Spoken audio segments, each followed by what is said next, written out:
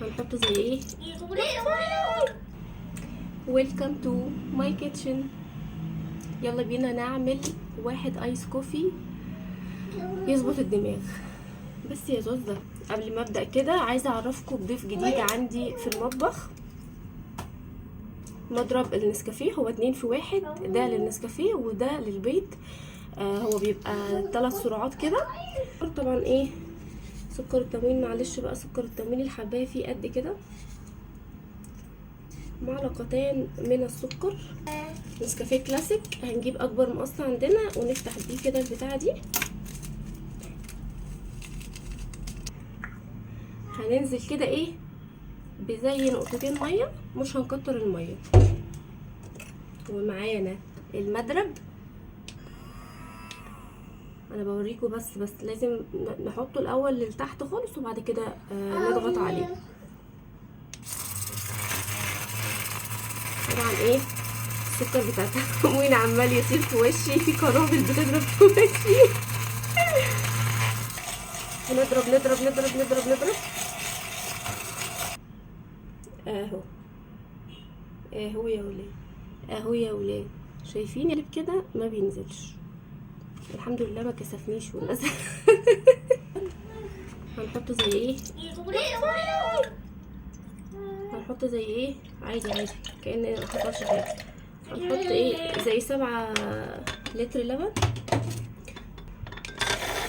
نبدأ نعمل برضو فوم في اللبن. بصوا يا ولاد بصوا يا ولاد، اوعى وشك يا عم الحاج، اوعى اوعى يابا، اوعى يابا. شايفين يا ولاد الارتفاع؟ سلام. شايف ياد يا زوزة؟ شايف ولا مش شايف؟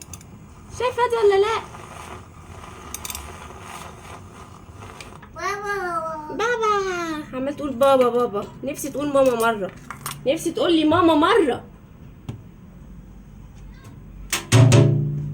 وبقى انا لسه غاسله الرخامه.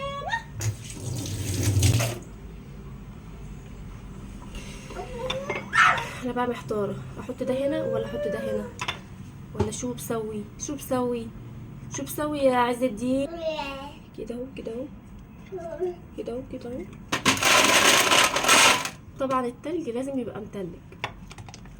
انزل بيه كده اهو كده اهو. هتقولي بايدك ومش بايدك، انا اللي هشرب، انا مش رايحه اقدمه لحد يعني. ماشي.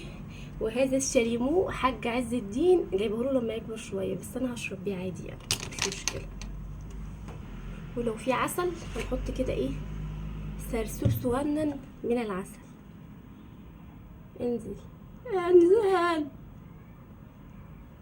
بيدي تست حلو قوي يعني. وبعدين ايه عارفين انتوا بقى ايه اختي بستعي كده، عارفين انتوا الصوت بتاع التلج هو عمال يعمل ما تعمل بقى. عايزه اقول لكم ان عايز الدين كل ما يشوفني بشرب البتاع ده يجي ويفضل يزن عشان يشرب مني. طبعا انا عارفه ان هو غلط يعني، يا دوب بديله كده ايه نقطه يعني. الصوت ده بيدخل في قلبي. واو